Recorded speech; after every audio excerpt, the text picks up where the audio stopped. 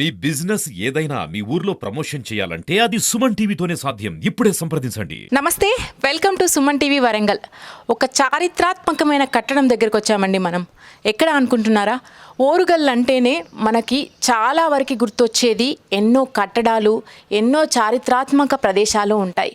అలాంటి కాకతీయుల సామ్రాజ్యంలో ఓరుగల్లు నగరంలో ఒక రహస్య బావి ఉంది. అది ఎక్కడ అనుకుంటున్నారా?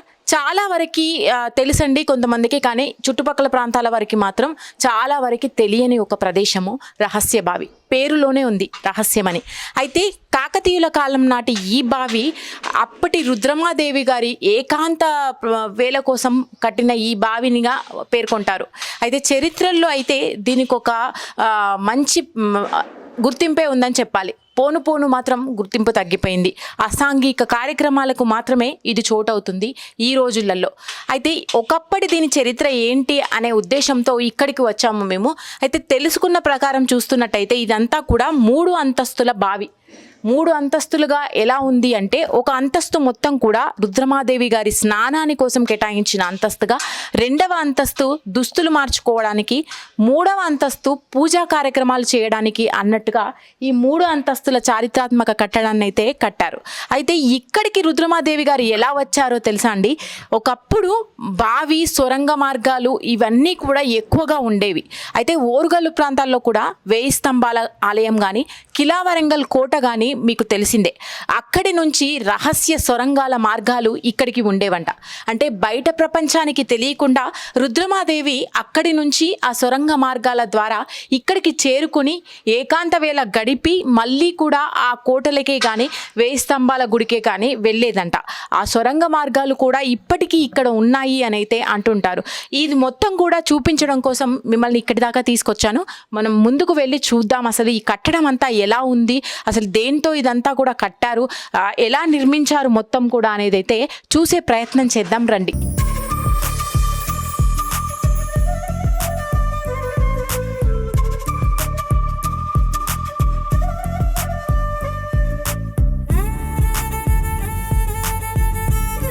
కాకతీయ సామ్రాజ్యంలో ఉండే ప్రతి ఒక్క కట్టడానికి కూడా గుర్తింపు వెనకాల ఎన్నో కారణాలు ఉంటాయండి. అయితే వాళ్ళ కట్టడంలో కూడా ఒక విభిన్న ఆకృతులు అయితే ఉంటాయి. అదే తరహాలో ఇక్కడ మెట్ల బావి దగ్గర కూడా మీరు చూడొచ్చు, విభిన్న తరహాలో ఉన్నాయి. ఈ ఏనుగులు కూడా ఇట్లా స్వాగతం పలుకుతున్నట్టు ఈ శిల్పాలు చూడండి. రుద్రమాదేవి గారి ఏకాంత సమయం కోసము ఈ మెట్ల బావిని అయితే రూపొందించారని చెప్పాను కదా. అయితే ఆమె తరహాలోనే కొన్ని శిల్పాలు అయితే ఇక్కడ పొందుపరిచారని చెప్పాలి. చూడొచ్చు, ఒక డోలు వాయిస్తున్న శిల్పం కానీ, ఈ చెక్కడం కూడా ఆ శిల్పి గొప్పతనం అని చెప్పాలి. తోరణం చూడండి, పైన ఒక తోరణం వచ్చింది, కింద శిల్పాలు ఉన్నాయి. ఈ స్తంభాల మీద కూడా కొన్ని ఆకృతులు కనిపిస్తున్నాయి. మన చారిత్రాత్మక కట్టడాలు ప్రతి ఒక్క దగ్గర కూడా ఇలాంటి గుర్తులు చాలా వరకు ఉంటాయి. మొత్తం మీద కాకతీయ సామ్రాజ్యంలో అయితే ఇలాంటి వాటికి గొప్ప పేరే ఉందని చెప్పాలి. ప్రతి కట్టడంలో కూడా వారి కట్టడం అని తెలిసేలాగా వారి శిల్పకళ ఉంటుందని చెప్పాలి. మీకు చెప్పిన విధంగా ఇదంతా కూడా 3 అంతస్తుల భవనం అండి. అంటే మెట్ల బావి అనుకోండి. ఈ 3 అంతస్తులో కూడా ఇదంతా కూడా రాతి కట్టడం. రాయి ఎంత పటిష్టంగా ఉంది అంటే పైన ఇప్పుడు మాత్రము కొంచెం కొన్ని రినోవేషన్స్ అయితే జరిపారు, కానీ ఈ మొత్తం లోపల కట్టడం మాత్రం అప్పటి కాలం నాటిదే అని చెప్పాలి. రాయి అదంతా కూడా పేర్చి కట్టిన ఒక ఆకారం లాగా, ఒక నిర్మాణం లాగా ఇది అయితే ఉంది. అయితే ప్రతి అంతస్తులో కూడా ఈ స్తంభాలు ఏవైతే ఉన్నాయో ఇవన్నీ కూడా 42 స్తంభాలు ఉన్నాయండి. మీరు చూడొచ్చు, మొత్తం కూడా ఒక రౌండ్ షేప్లో వచ్చింది. ఇదంతా కూడా ఈ రాతి స్తంభాలు అనేవి 42 స్తంభాలు ఉన్నాయండి మధ్యలో, ఈ స్తంభాకారంలో ఉన్నవి. మరి దానికి ఒక చరిత్ర ఉందేమో, కానీ ఈ ప్రతి అంతస్తులో కూడా 42 స్తంభాలు అనేది వీళ్ళు ఏర్పాటు చేశారు. ఈ రౌండ్ షేప్లో ఉందండి మొత్తం కూడా. ఒక రౌండ్ లాగా తిరగొచ్చు మనం బావి చుట్టూరా. మీకు ఇక్కడ నిలబడితే కూడా ఈ బావి కనిపిస్తుంది. అటు చూస్తే మీకు విజువల్స్లలో లోపల మొత్తం కూడా చెత్త పేరుకపోయింది. హైదరాబాద్లో ఉన్న ఒక మెట్ల బావిని రీసెంట్గా రెనోవేషన్ చేశారు. ఎంతో చక్కగా తీర్చిదిద్దారు. కొన్ని కోట్లు పెట్టి దాన్ని కూడా రినోవేషన్ చేయడం జరిగింది. దానికి మళ్ళీ పునర్జన్మనిచ్చారని చెప్పాలి. అదే తరహాలో వరంగల్లో కూడా దీన్ని కూడా మంచిగా డెవలప్ చేస్తే మన చరిత్రలో ఒక భాగమైన ఈ మెట్ల బావిని కూడా మన పూర్వ తరాలు మనకి ఇచ్చిన ఈ మెట్ల బావిని మన ముందు తరాలకు కూడా చూపించే భాగ్యం దక్కుతుందని చెప్పాలి. ఇదంతా జరగాలంటే కేవలం ప్రభుత్వం ద్వారానే ఇది జరుగుతుంది.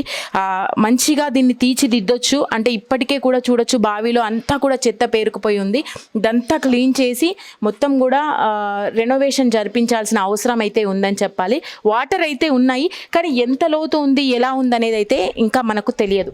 మనతో పాటు ఇక్కడ నివాసం ఉండే కొంతమంది వ్యక్తులు ఉన్నారండి. వారిని అడిగి తెలుసుకుందాము అసలు దీని చరిత్ర గురించి, వాళ్ళకు ఎలా ఐడియా ఉంది ఏంటనేది. నమస్తే అండి. నమస్తే. మీ పేరు? విక్రమ్ చారి. ఇక్కడే ఉంటారా మీరు? ఇక్కడే ఉంటాం మేడం.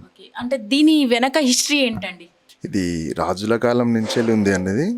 మన ఝాన్సీ రుద్రమాదేవి తను బయటికి తెలియకుండా ఉండడానికి అండర్ గ్రౌండ్ నుంచి వెళ్ళి ఇక్కడ కిలవరంగల్ నుంచి వెళ్ళి ఇందులోకి మెట్ల బావి వరకు అండర్ గ్రౌండ్ ఉంది.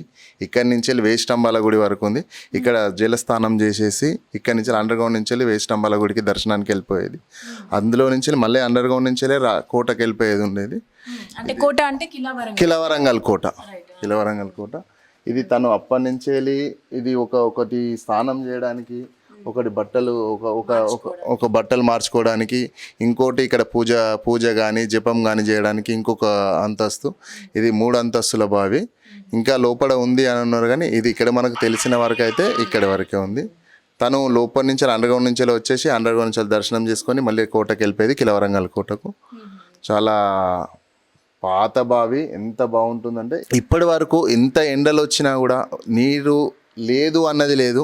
ఇంకా ఊట రావటమే జరుగుతుంది.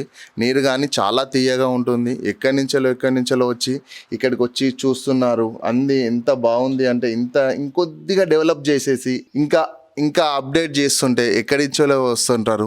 చాలా వరకు చాలామంది వచ్చారు. ఆదివారం వచ్చిందంటే జిబ అని ఉంటుంది. ఫారినర్స్ కూడా చాలామంది వచ్చారండి. చాలా వరకు వచ్చారు. ఇప్పటి వరకు చాలా టీవీ ఛానల్స్ వస్తుంది.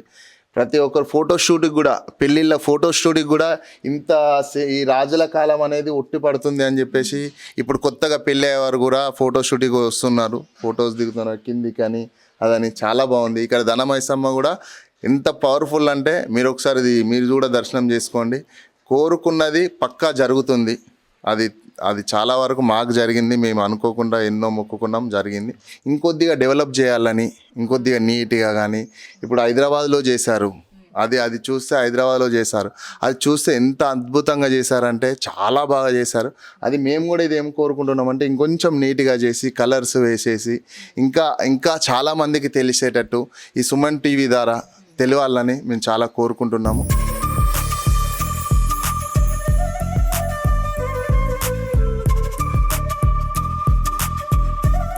చూస్తున్నారు కదా. అయితే ఈ రాతి స్తంభాలతో కట్టిన ఈ బావిలో 3 అంతస్తులు అని చెప్పాను కదా, అవి చూపిస్తాను మీరు చూడండి. ఆపోజిట్లో మనం ఎంటర్ అయిన ఆ దారి ఫస్ట్ అంతస్తు, మొదటి అంతస్తు, అండ్ 2వ అంతస్తు మధ్యలో ఉంది, 3వ అంతస్తు. కాకపోతే ఇప్పుడు మనకు వెళ్ళడానికి వీలయ్యేది ఓన్లీ మొదటి అంతస్తే. నేను ఇప్పుడు మొదటి అంతస్తులోనే ఉన్నాను. మరి 2వ అంతస్తుకు 3వ అంతస్తుకు దారి ఎక్కడ ఉందనేది మాత్రము మనకు తెలియదు. అదంతా కూడా చెప్పాను కదా, రహస్య బావి అని చెప్పి రహస్యంగానే ఉంది ద్వారం అని అయితే ఇక్కడ వాళ్ళు అంటున్నారు. అది ఏ రకంగా ఉందనేది అయితే తెలియదు. కాకపోతే చరిత్ర ప్రకారం చూసుకున్నట్టయితే ఆ స్వరంగ మార్గాలని మాత్రమే యూజ్ చేసేది రుద్రమాదేవి అని చెప్పి అయితే అంటున్నారు. శిల్పకళ అయితండి ఇక్కడ ఈ చిన్న చిన్న స్తంభాలకి కూడా విపరీతంగా ఉన్నాయి. అంటే శిల్పాలు కానీ ఏదైనా చెక్కడం కానీ ఎక్కడ చూసుకున్నా ఉన్నాయి. మీరు ఆ కార్నర్లో చూడొచ్చు, బావికి కార్నర్లో మొదటి అంతస్తు, అక్కడ కూడా చెక్కారు చూడండి. ఇదంతా కూడా అంటే మనకి కొన్ని సినిమాలలో ఫ్యాంటసీ మూవీస్లో ఎలా ఉంటాయంటే అండి, ఏదో ఒక స్తంభాన్ని కదిలిస్తేనో లేదంటే ఏదైనా ఒక రాయిని కదిలిస్తే మూవ్ అయిపోయి ఒక సొరంగం అనేది దారి అనేది ఉంటుంది.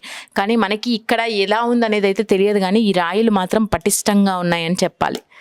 ఈ మార్గం అంతా కూడా ఒక మెట్ల దారిలానే మాత్రమే ఉంది, అంతస్తులలాగా మాత్రమే ఉంది. కాకపోతే ఎక్కువగా అసాంఘిక కార్యక్రమాలు అయితే జరుగుతున్నాయని అయితే అంటున్నారు. ఇప్పుడు మీరు విజువల్స్లలో కూడా చూడొచ్చు, 2 అంతస్తుల దగ్గర మొత్తం గాజు పెంకులు పడి ఉన్నాయి. చాలా వరకు ఇక్కడికి మద్యం తాగడానికి అలా వస్తుంటారు, ఎక్కువగా ప్రాబ్లమ్స్ అవుతుంటాయి అట్లాంటివి అని అయితే ఈ చుట్టుపక్కల వాళ్ళు చెప్తున్నారు. మరి పోను పోను ఎంతవరకు డెవలప్ అవుతుంది అనేది అయితే చూడాలి. ఇక్కడ చూసారా, నేను 2వ అంతస్తు దారి దగ్గర ఉన్న మెట్ల దారి దగ్గర సైడ్లకి ఒక పద్మ పుష్పము, స్తంభము అట్లా చెక్కేశారు. ఈ చెక్కిన ఈ రాయి ఇది ఉంది కదా, ఇది మళ్ళీ నల్ల రాతితో చెక్కారు. మనకి ఈ కట్టడం అంతా కూడా ఒక ఎత్తు అయితే మధ్యలో ఇలాంటి శిల్ప సంపద అయితే అద్భుతంగా ఉందని చెప్పాలి. అంటే ఇప్పుడు ఎవరు వాడకం లేక ప్లస్ ఇక్కడ ఎవరు చూసుకునే వాళ్ళు లేక అనుకుంటా చాలా డస్ట్తో ఉంది, కానీ అసలు చూస్తే మాత్రం మొత్తం క్లీన్ చేస్తే చాలా అద్భుతంగా కనిపిస్తుంది ఈ కట్టడం అంతా కూడా. ఇంత చిన్న వాటిలలో కూడా చూడండి అప్పటి శిల్పుల ఆ నైపుణ్యం ఎంత బాగా కనిపిస్తుందో కదా. స్తంభాన్ని ఇంత మినియేచర్ అంటారు కదా ఈ కాలంలో, ఆ మినియేచర్ కళ అయితే తెలుస్తుంది దీంట్లో. అంత బాగుంది చెక్కడం మాత్రం. ఇంకా ముందుకు వెళ్దాము. ఈ మెట్ల ద్వారానే 2వ అంతస్తుకు వెళ్ళాలంట. కిందకి వెళ్తే 2వ అంతస్తుకు దారి లేకపోవచ్చు, కానీ 3వ అంతస్తు ఏదైతే బావి ఉంటుందో ఆ చివరి వరకు వెళ్ళొచ్చంట. చూద్దాము ముందుకు వెళ్ళైతే. మెట్లలో దారి ద్వారా 3వ అంతస్తులకు వెళ్తున్న కొద్దీ ఇక్కడ చూడండి సైడ్కి మీకు ఇంతకుముందు చూపించాను కదా పద్మాలు, స్తంభాలు, సేమ్ అలా ఇక్కడ శిల్పకళ.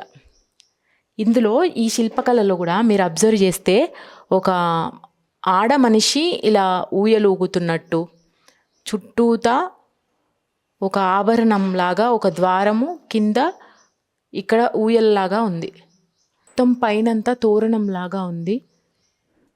చాలా ఉందండి ఈ కళలో అయితే తెలుసుకోవాల్సినవి. కాకపోతే చాలా వరకు డ్యామేజ్ అయితే ఉంది, కొన్ని పార్ట్స్ అయితే ఊడిపోయి ఉన్నాయని చెప్పాలి. కొన్ని ఏళ్ళ చరిత్ర ఉన్నది ఇది, ఇప్పుడు మరుగున పడుతుందనే చెప్పాలి. అయితే మొదటి అంతస్తులో మనము ఎక్కిన ప్లేస్ దగ్గర నుంచి అక్కడ ఫస్ట్ అంతస్తులో మీకైతే మొత్తం కూడా రాతి స్తంభాలతో చూపించాం కదా. ఈ 2వ అంతస్తు ఏదైతే ఉందో ఈ మెట్ల మార్గం అంటే ఇప్పుడు పక్కన ఈ మెట్లు దిగుతున్నప్పుడు ఆ ప్రదేశంలో ఉన్న ఈ పక్కన ప్లేస్ అంతా 2వ అంతస్తు కిందికే వస్తుంది. ఈ వెనకాల ఏముంది, ఇక్కడ నుంచే సొరంగ మార్గం ఉందా, మరి ఇక్కడ వాస్తవులు చెప్పిన ప్రకారం, చరిత్ర చెప్పిన ప్రకారం చూసుకున్నట్టయితే ఈ వెనకాల ఉండే దారి ద్వారా మాత్రమే రుద్రమాదేవి గారు రావడానికైతే ఆస్కారం ఉంది. ఎక్కడ బయట కూడా మనకి ఎలాంటి మార్గం లేదు ఈ 2వ అంతస్తుకు. ఈ 2వ అంతస్తులకు చేరుకున్న రుద్రమాదేవి గారు పైన అంతస్తుకైనా కింద అంతస్తుకు బావికైనా చేరడానికి వీలుంటుంది. ఇక్కడ నుంచి వెనకాల ఏదైనా రూమ్స్ కానీ లేదంటే సొరంగ మార్గం కానీ ఉండి ఉంటుంది అనేది అయితే ఇక్కడ వాళ్ళ కల్పన. మేము కూడా అదే చూపించే ప్రయత్నం చేస్తున్నాం మీకు. ఎందుకంటే ఇటువైపు చూసుకున్నట్టయితే 2వ అంతస్తుకి ఓన్లీ ఒక బేస్మెంట్ కనిపిస్తుంది చూడండి. ఇది ఈ గోడ, ఈ పరారి గోడలాగా ఉన్న ఈ గోడ మాత్రమే మనకు కనిపిస్తుంది. అవతల వైపు పైనుంచి చూస్తే ఏదో మనకి అక్కడ ఎలా ఉందో దారి, ఫస్ట్ ఫ్లోర్లో ఎలా ఉందో దారి, అలాంటి దారి కొంచెం దూరం వరకే కనిపిస్తుంది. తర్వాత మాత్రం ఎటువైపు నుంచి చూసినా కూడా ఈ 2వ అంతస్తుకు సంబంధించిన ఏరియా అయితే విజిబుల్ అవ్వదు. ఈ 2వ అంతస్తు చుట్టూతా ఉన్న ఏరియా అయితే మనకి ఎటు నుంచి చూసినా కనిపించదు. అంటే దీని వెనకాలే ఏదో రహస్యం ఉంది అని అంటుంటారు. కింద మనకి బావి ఉంది, మొత్తం కూడా వాటర్ బావి. కిందకు వెళ్దాము. చూసారుగా మొత్తానికైతే రహస్య బావి దగ్గరకు వచ్చేసాము. ఇదే ఆ బావి. ఎంత గ్రీన్ కలర్లో ఉందంటే చెదారం మొత్తం పేరుకుపోయి ఒక రకమైన కలర్ వచ్చేసిందని చెప్పాలి.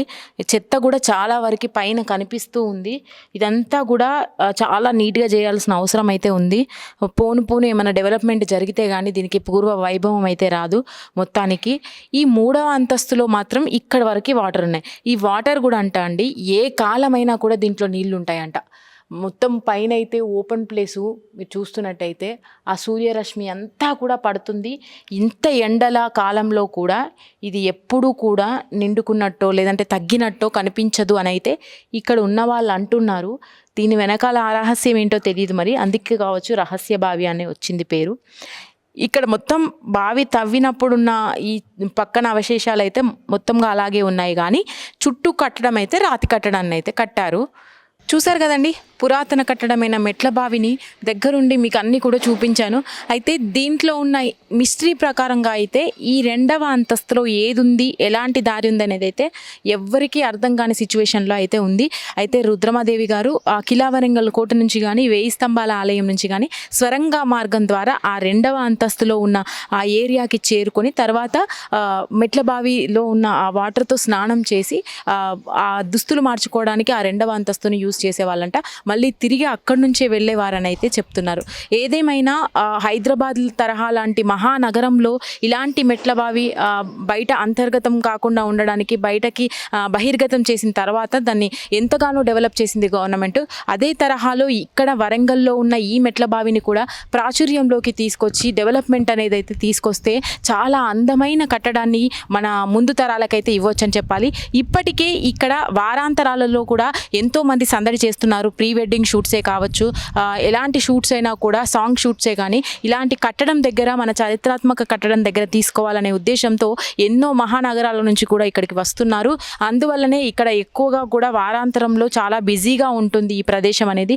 మొత్తం మీద గవర్నమెంట్ చొరవతో ముందు ఎలాంటి అసాంఘిక కార్యక్రమాలు ఇక్కడ జరగకుండా డెవలప్మెంట్ పరంగా దీన్ని ముందుకు తీసుకెళ్తే, అలాగే ఈ వెనకాల 2వ అంతస్తు వెనకాల ఉన్న ఆంతర్యం కానీ ఈ సొరంగ మార్గాల గురించి కూడా బయటికి తెలిస్తే బాగుంటుంది అనే ఒక ప్రయత్నంగా ఈరోజైతే ఇక్కడికి వచ్చాము. మొత్తం మీద మన పురాతన కట్టడాన్ని అయితే మీ ముందు ఉంచాము, ఈ మెట్ల బావిని. ఇదంతా కూడా శివనగర్ ఏరియాలో ఉందండి. వరంగల్ నుంచి మనం ఖమ్మం హైవేకి వెళ్తున్న తరహాలో ఉండే ఒక ఏరియా శివనగర్. ఆ శివనగర్ ప్రాంతంలో మైసమ్మ దేవాలయం పక్కనే ఈ మెట్ల బావి అయితే మనకి చాలా ఏళ్ల క్రితం నుంచి ఉన్న ఈ పురాతన కట్టడం అయితే బయటికి బాగా ప్రాచుర్యంలోకి వచ్చింది. దాన్ని మీకు ముందుంచాము. ఇందులో ఎంత చరిత్ర ఉంది, మళ్ళీ ఆ సొరంగ మార్గాల ద్వారా ఎలా ఉండేది ఆ పూర్వకాలంలో అనేది అయితే ఇంకా తెలియాల్సి ఉంది. ముందు తరాలకైతే చూపించాల్సిన బాధ్యత అయితే ఉంది.